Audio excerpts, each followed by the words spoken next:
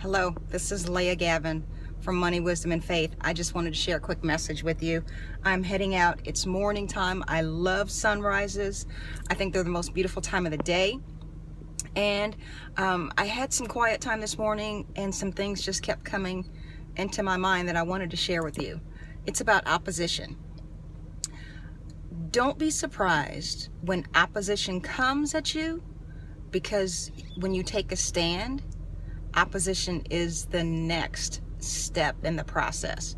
So when you take a stand and you decide that you want to do something different, you want to live your life better, you want to be a better steward of your money, when you take that stand, it just never fails.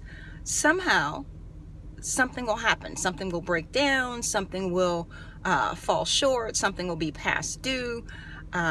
Just in the last several months of being out there and talking to women about my book, or talking to people about my book, it is just amazing to hear story after story when someone says, you know what, I used to tithe, I used to go to church, and life just happened and I fell off, but now that I've heard it again and you brought it to my attention and it's back in my front of mind, I'm going to do it. I'm going to get back in the church.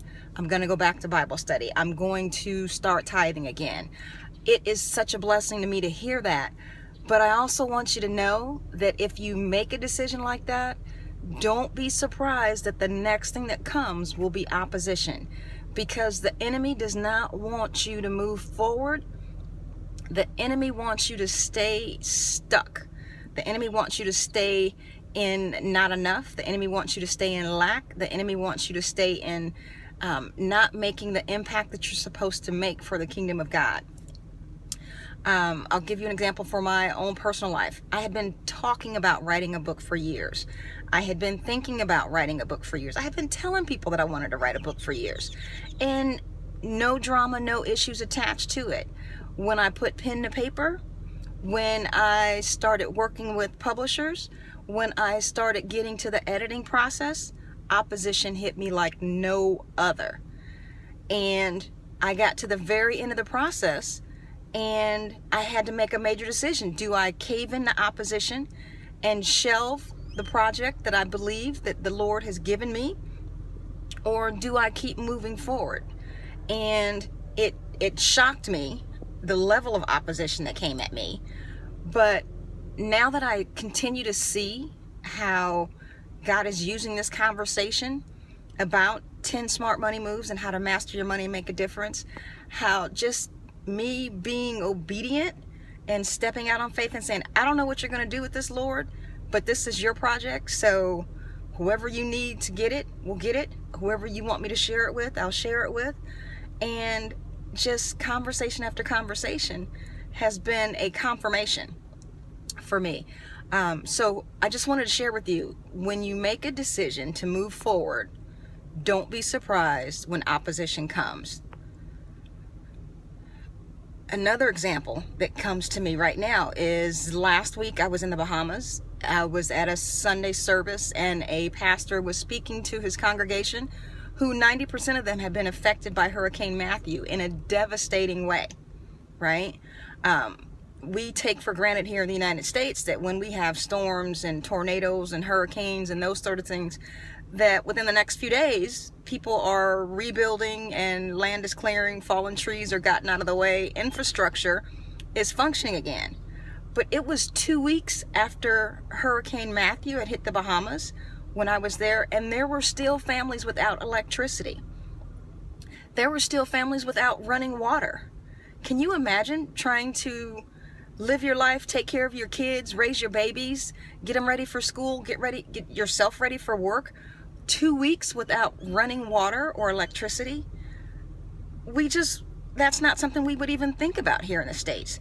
But anyway, so this minister was speaking to his congregation, and he said, you know, opposition comes, and it comes in different forms, and even Hurricane Matthew is an example of opposition. He said, but don't get caught in the why. Don't get caught in the act of the opposition. Know that God has the last word in all things. He mentioned the example of one of his members who came to him just distraught, and she was saying, Pastor, I don't understand. I tithe, I give, I save, I pray, I'm in church on a regular basis, and in my block, in my neighborhood, my house is the only house that got devastated by Hurricane Matthew. And all the unbelievers who live on my street are laughing at me, saying, why should you serve God? Because look how much he helped you during the hurricane. And he had to remind her that just because the hurricane destroyed her house, that's not the last word from God. God never takes you through anything that he doesn't want to build you through, that he doesn't want to use to glorify him and give you a testimony. The test is the prerequisite for your testimony. So whatever you're going through, whatever you consider your opposition to be, whatever your hurricane is, just know it's not the end.